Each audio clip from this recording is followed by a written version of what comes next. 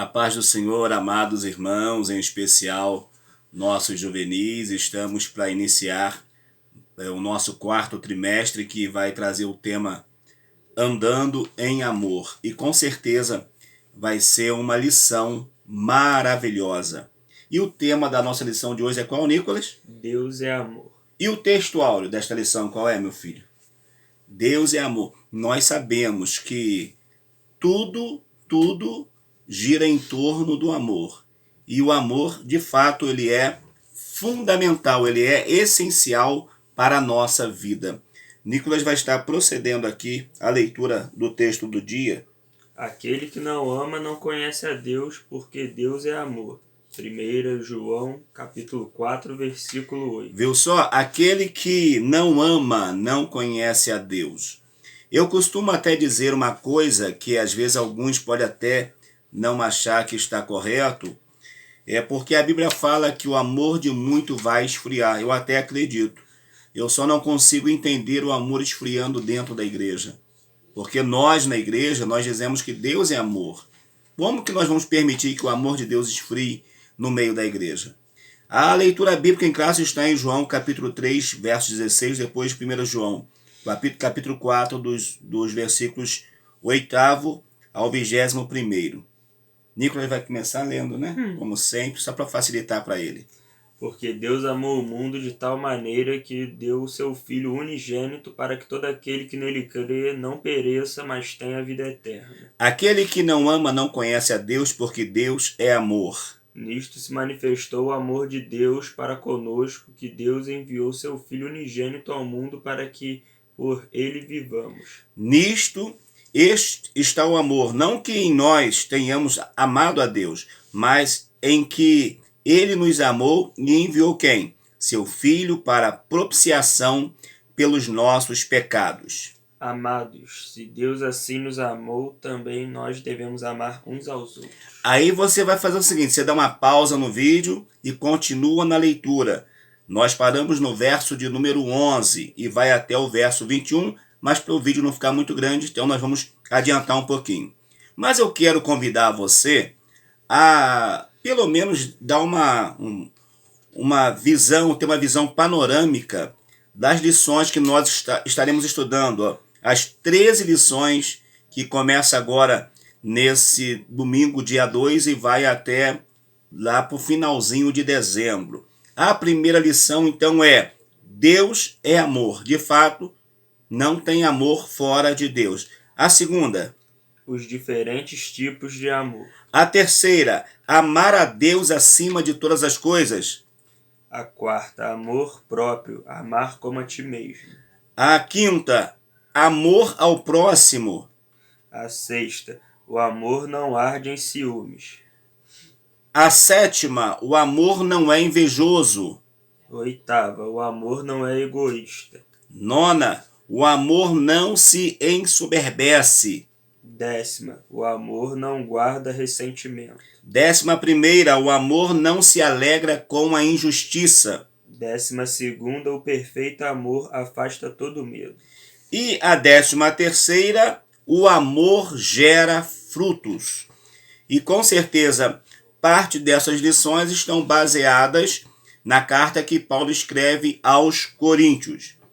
Mas a lição de hoje vai ter 3 objetivos, que são, primeiro, definir a palavra amor, entender o atributo do amor de Deus e suas características e perceber como o amor de Deus se manifesta na Trindade. São os 3 objetivos que nós vamos estar perseguindo ao longo de toda esta lição. Primeiro, então, afinal, e aí? O que é o amor? O amor é objeto de múltiplas discussões e reflexões entre filósofos, psicólogos e teólogos, na busca de compreendê-lo e defini-lo. Mas afinal, o que era amor? Então, o que é o amor? Primeiro, pela etimologia. O que é etimologia? Você sabe, você é fera. Etimologia tem a ver com a estrutura da palavra. Como é a formação desta palavra? Qual a origem desta palavra? E nós vamos ver então que a palavra da língua portuguesa amor vem do latim, que quer dizer amorem, utilizada para descrever o sentimento de gostar, sentir desejo e afeição por algo ou alguém. Na Bíblia, há várias expressões no hebraico e grego que trazem definições distintas de amor. É claro que essas definições mais profundas nós não abordaremos nesta lição, até porque se eu e o Nicolas, nós nem nos apresentamos, né? Lembrando, eu sou o pastor Valmir e eu sou o Nicolas. E esse é o Nicolas. Inclusive, só para nós aqui, agora já é de maior idade, fez 18, fez 18 esses dias, que bênção. Mas eu e o Nicolas, nós não vamos trazer nessa lição todas as informações. Por quê? Porque senão depois você não vai querer vir para outras aulas. Então, cada aula vai ter algo novo que nós estaremos trazendo para você. Mas vamos lá então. A etimologia é amorem, que quer dizer gostar, sentir desejo. Quando nós olhamos a Bíblia, nós vamos ver que muitas vezes, quando o original falava amor, na nossa linguagem portuguesa, se usa o termo que? Caridade. Olha como é que cai.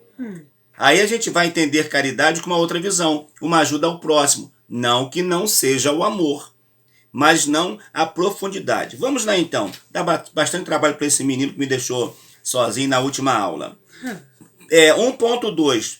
Pela psicologia. Uma das várias teorias sobre o amor na psicologia define-o como um sentimento construído a partir de 3 fatores: emoção, paixão, atitude, intimidade e um comportamento de proximidade, compromisso, e que, dependendo da intensidade desses fatores, é que surgem os tipos de amor. Outros afirmam que o amor é pura química, ou seja, um fluxo de substâncias hormonais em nosso corpo. Infelizmente, tem até relacionamentos que são desfeitos porque alguém chega e depois fala assim, acabou a química. Acabou a química, acabou o amor. Não. Nós vamos ver que amor não é isso. Não é isso. Então a psicologia vai tratar essa questão do amor como sendo um sentimento que vai envolver emoção. Que é emoção? Emoção no sentido principalmente entre um rapaz e uma moça, entre um jovem, enfim, entre alguém que se gosta. Essa emoção vai fazer o coração bater mais forte, né? Pum, pum, pum, pum. E vai gerar o quê? A paixão, mas também o amor, pela psicologia, na questão do sentimento, é uma atitude. Como assim? Amor é uma atitude. Eu decido amar ou não. Se eu não quiser amar, acabou. E se eu desejar amar, também não vai ter quem vai tirar esse sentimento de mim. Por quê? Porque é uma atitude. E ainda um comportamento de proximidade, compromisso. Então você une, no caso de um relacionamento entre um rapaz e uma moça, tem a paixão vai gerar intimidade e vai levar os dois a assumirem compromissos. Mas e agora? E pela filosofia? Um filósofo da antiguidade definiu como sendo a busca da beleza e do bem. Para ele, o amor não pode ser belo nem bom, pois quem ama busca algo que não possui. O conceito de amor, pelo viés da filosofia, na pós-modernidade, afasta tudo que é considerado desconfortável, tornando-se sentimentalizado e relativizado, atribuindo a práticas utilitaristas e hedonistas. Aquilo que me é sentimentalmente útil e agradável, então será amável. Ou seja, a questão é, eu vou amar, para a gente entender a questão do hedonismo, eu vou amar aquilo que me dá prazer. E se me dá prazer, ninguém tem nada a ver com isso, ainda que esteja errado. Só que aí nós vamos ver e entender que, biblicamente, essa linha de pensamento não está correta. Pode estar correta pela filosofia, mas pela Bíblia não. Porque eu não posso amar só porque aquilo me dá prazer ou não. Jesus até disse que nós devemos amar, inclusive, os nossos inimigos. E amar inimigo dá prazer? Pelo amor de Deus. Então, Jesus ele vai tratar essa questão. E fala ainda que alguém vai definir a questão do amor como sendo a busca da beleza e do bem. Ou seja, se eu estou belo, se eu estou bonito, se eu busco estar bem apresentado, é porque eu me amo. Eu estou cuidando de mim, então eu me amo. Então, só que a gente vai ver que, não que seja errado, inclusive a Bíblia vai dizer, devemos amar uns aos outros como amamos a nós mesmos. Mas nós temos que ter esse cuidado. E agora, o que nos interessa agora é pela teologia. Na teologia cristã, o amor possui uma definição mais profunda, não sendo considerado um sentimento, mas uma decisão que abrange coração, mente e vontade, ou seja, todas as áreas do ser.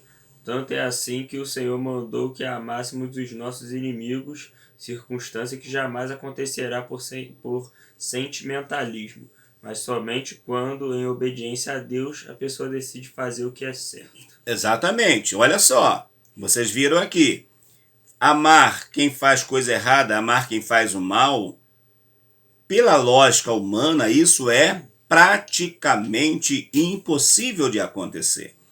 Mas, quando nós vamos para a Bíblia, que é a expressão de nossa regra, fé e prática, nós vamos entender o quê?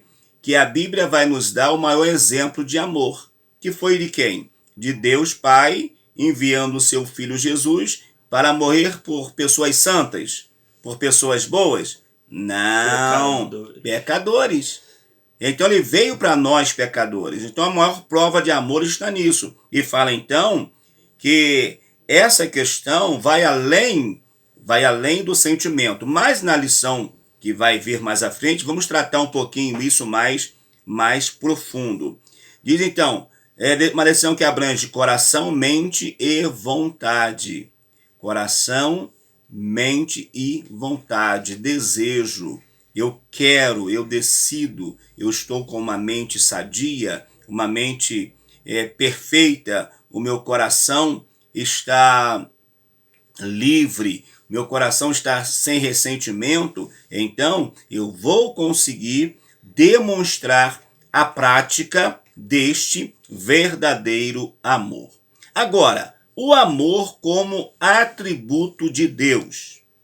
2.1 Os atributos de Deus. Os atributos divinos são suas qualidades permanentes e inseparáveis da essência de Deus. Eles são divididos na teologia entre incomunicáveis, que não são transmitidos aos homens, tais como onipresença e onisciência. E onipotência também, que são 3 atributos desses aqui que só Deus tem. Só o Pai e o Filho e o Espírito Santo têm. Mas ninguém vai ter esses 3 atributos. É de Deus. E ele não vai dividir, não vai compartilhar com mais ninguém. E os comunicáveis, que são transmitidos aos homens, tais como bondade, fidelidade e amor. Parece que Paulo vai escrever e vai dizer, né, escrevendo a Timóteo, a questão que Deus é fiel. Deus é fiel o quê? Deus é fiel à sua palavra. Deus é fiel e por meio dele ser fiel à sua palavra, ele também é fiel a nós para cumprir os seus propósitos e os seus desejos. A bondade do Senhor é linda, é maravilhosa, a ponto de Jesus ter vindo morrer por nós. Então, vamos dizer assim, os atributos comunicáveis são esses que Deus usa para que seja possível o homem se relacionar com ele. E 2.2, expressões do amor de Deus. Como foi visto, o amor é uma das características intrínsecas de Deus. Isso quer dizer que Deus é amor em sua essência e totalidade. Ele não possui amor, mas é o próprio verbo amar. Ao longo das Sagradas Escrituras é possível observar Deus expressando seu amor de várias maneiras, chamando os gentios à reconciliação, prometendo restaurar Jerusalém, declarando seu amor e sua fidelidade a Israel. Aí nós vamos ver, Nicolas, que Deus é a essência do amor. O amor, mas não é esse amor sem vergonha que existe por aí pelo mundo afora. Mas o amor puro, o amor genuíno, ele vem de Deus. Deus é essa essência deste amor. E ele quer transmitir esse amor para cada um de nós. E como ele transmite esse amor para nós? Por meio de suas ações. Por meio da obra que ele veio a realizar.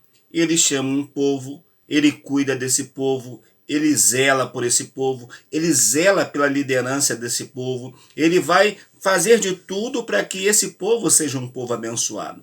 Ele cuida das nações, mesmo as pessoas, como nós vemos, fala contra Deus, fala contra ele, blasfema, faz tanta coisa, mas ele permite que o sol venha e traga um novo dia. Ele permite que a noite venha e traga uma paz, vamos dizer assim, um meio para que a pessoa possa descansar, repor as suas energias. Isso é o quê? Isso é o amor de Deus. Então Deus, na sua essência, ele é amor. E isso ninguém vai tirar dele. Por mais que o homem possa fazer coisas erradas, o amor de Deus não vai mudar por causa disso. Agora, não vamos confundir o Deus que ama com um Deus bobo. Com um Deus que não é justo. Não tem nada a ver. Deus é amor, mas ele é justiça. Vai chegar um tempo que o amor de Deus não é que vai acabar, mas no lugar do amor vai ser aplicado a justiça. Mas bom vai ser para mim, para você, para nós aqui, se nós estivermos com o amor de Deus e do lado de Deus. Porque sem o amor de Deus, parar na mão dele, sem o amor, para ele julgar, pense nisso aí, vai ser dolorido. No 3, nós vamos falar um pouquinho sobre as características deste amor, do amor de Deus. 3.1. Insondável. Não importa nosso grau de espiritualidade ou intelectualidade, jamais compreenderemos a medida do amor de Deus por nós. Seu padrão mostra-se completamente inatingível e inexplicável, já que nossa mente finita não se alcança a entender esse patamar de elevada nobreza e bondade. Não tem como mensurarmos. João, na sua simplicidade, mas ao mesmo tempo na sua grandeza, ele vai escrever o texto bíblico dizendo assim: porque Deus amou o mundo de tal maneira. Esse tal maneira você consegue medir? Você consegue dizer, não, esse tal maneira mede desse tamanho, esse tal maneira é isso. Não dá para a gente ter essa noção.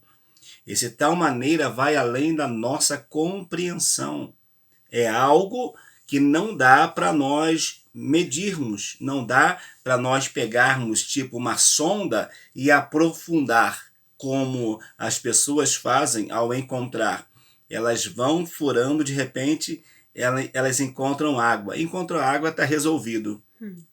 Mas o amor de Deus não é só isso, porque se um dia a gente furar e encontrar o amor, mas aonde vai ser o final? Essa profundidade. Jamais encontraremos. Mas o importante é nós encontrarmos este que é a essência.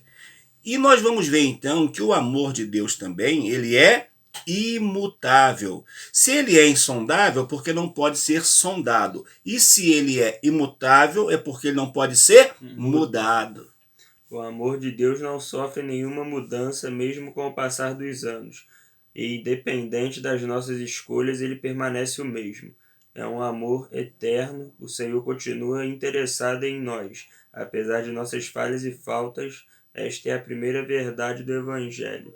Deus me ama. A Bíblia diz que Jesus amou os seus discípulos até o fim. O amor de Deus é constante e imutável. Isso aí. A Bíblia vai afirmar que Jesus amou os seus discípulos até o fim. Mas que fim é esse? Até a ascensão, até a sua subida ao céu. Jesus vai trazer palavra aos seus discípulos que pudessem colocá-los em um lugar especial e que eles se sentissem amados pelo Senhor e não abandonados pelo Senhor. Então Jesus, ele vai fazer de tudo para que os seus discípulos entendam que o amor dele não muda, o amor do Pai não muda. E aqui fala, ainda que nós sejamos falhos, errados, mas o amor de Deus permanece o mesmo. Inclusive, a posição de Cristo para a humanidade é sempre de braços abertos. Nós é que nos afastamos do Senhor. Mas a posição do Senhor é sempre de aconchego, de abraçar, de aproximar. Ok? E o 3 diz, incondicional.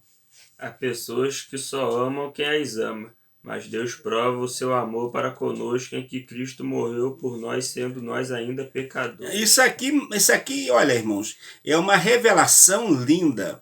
Inclusive falamos isso lá no início da lição, quando eu perguntei, Jesus veio para os santos? Não, ele veio exatamente, Paulo vai falar sobre isso, que Deus prova o seu amor para conosco, em que Cristo morreu por nós. Não era quando nós já convertidos, não, mas nós ainda, no emaranhado de pecado, o amor do Senhor nos alcançou. Detalhe importante, o amor de Deus ele é incondicional, mas a salvação nossa é condicional. Porque por mais que Deus nos ame, por mais que Deus ame, por mais que o Senhor, ele nos ame, por mais que o Senhor ame o pecador, esse amor de Deus pelo pecador não conseguirá salvar o pecador se o pecador não aceitar a via, porque o amor é uma via de mão dupla. Deus vem com seu amor e eu preciso receber esse amor. E quando eu demonstro que recebo esse amor, para eu ser salvo? Quando eu recebo Jesus como meu Salvador pessoal. Se eu não receber o Senhor como meu Salvador pessoal, a minha salvação está comprometida, mesmo que o amor de Deus seja incondicional. Porque Deus vai amar o rico, o pobre, vai amar todas as pessoas igualmente. Mas, para a salvação, cada um de nós, seres humanos, precisamos fazer a nossa parte. E já caminhando para essa síntese da nossa lição, vai falar sobre o amor de Deus na Trindade. 4.1 O amor, o Pai, o amor em essência. A Bíblia, ao dizer que Deus é amor, resume em uma única frase tudo o que se precisa saber para viver e entender a vida, o passado e o futuro. Jesus qualificou o amor do Pai pela humanidade como sendo de tal maneira, ou seja, ele é tão sublime que torna inalcançável a razão humana. Já falamos sobre isso. Nós jamais conseguiremos medir o amor de Deus. Essa essência desse amor é tão elevada que não pode ser definida. Por exemplo, já vamos para 4.2, mas, por exemplo, a gente olha uma nascente de água, uma fonte, por exemplo, e a gente vai ver que aquela fonte ela começa tão pequenina. Será que seria possível dizer depois que essa fonte vai se transformar, por exemplo, no Rio São Francisco? Não tem como saber. Não tem como saber. Mas a fonte começou o quê? Pequena. Mas na medida que ela vai o seu curso, ela vai aumentando. Não me pergunte como, porque já não é minha área. Mas vai aumentando e vai se formar um grande rio. Vai se formar um grande manancial. Então, esse amor na Trindade, na sua essência, é algo que não dá para nós compreendermos, não dá para nós chegarmos, descobrirmos o máximo nessa essência. O 4.2 vai falar, o Filho, o amor encarnado. Jesus precisou vir a este mundo em forma humana, como está escrito, e o Verbo se fez carne, para que o amor, em essência, pudesse estar entre os homens. A vida do amor encarnado, Jesus, marcou definitivamente a humanidade, deixando impressões profundas, muito mais sólidas que as cicatrizes do ódio dos homens e dos demônios. Quando nós olhamos isso aqui, nós vamos entender o que Paulo está dizendo. Paulo, ao escrever a sua carta aos Filipenses, ele vai dizer que o Senhor Jesus não teve por desejo, usurpação, ser igual ao Pai, mas ele humilhou a si mesmo. Por quê? Humilhou a si mesmo porque nos amou. Ele vai tomar a forma de servo, de homem. Para quê? Para que Jesus faz isso? Para poder olhar o homem, olhar o ser humano nos olhos. Jesus não era indiferente. As pessoas gritando, Jesus, Jesus, Jesus, Jesus passava, empinava o nariz. Porque tem muita gente nariz empinado, pelo amor de Deus. Jesus não empinava o narizinho dele, virava as costas, deixava as pessoas para lá, não. Não, Jesus dava atenção, Jesus olhava nos olhos. As crianças vinham para Jesus, Jesus dava um cascudo nela? Não, Jesus trazia. Aí alguém falava, gente, deixa as crianças aqui não, leva as crianças para lá. O que Jesus falava? Deixa vir a mim os pequeninos, porque dos tais é o reino de Deus. É o reino de Deus, é o reino dos céus. Então Jesus ele veio para isso. Jesus é a essência do amor encarnado. Jesus é a essência do amor de Deus encarnado. Jesus é o próprio amor encarnado. A ponto de quê? De se esvaziar, dando a sua vida, o seu sangue, por nós, pecadores. O 4:3 vai dizer que o Espírito Santo, o amor derramado. Após a assunção aos céus do amor encarnado, o amor de Deus foi derramado em nossos corações pelo Espírito Santo. Jesus disse que morreria, mas não nos deixaria órfãos, e por isso enviaria o Consolador, o Espírito da verdade que o mundo não pode receber, porque não o vê nem o conhece, mas vós o conheceis, porque habita convosco e estará entre vós. O Espírito Santo, o Espírito de Deus, ele é maravilhoso. Ele veio com uma missão.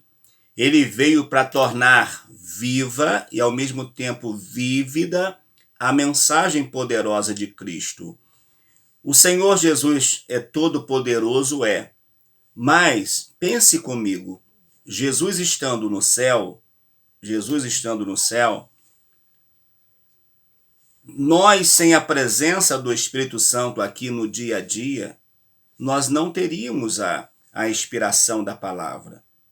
Porque cada um cumpre o seu ofício, cada um cumpre aquilo que está determinado. Você olha o Antigo Testamento, você vê o Pai trabalhando. Você olha de Mateus a João, você vê Jesus no seu ministério. Mas quando você observa o livro de Atos, você vê que é o Espírito Santo agindo. Então o Espírito Santo tem esse ministério de tornar esta mensagem do Evangelho muito clara para cada um de nós.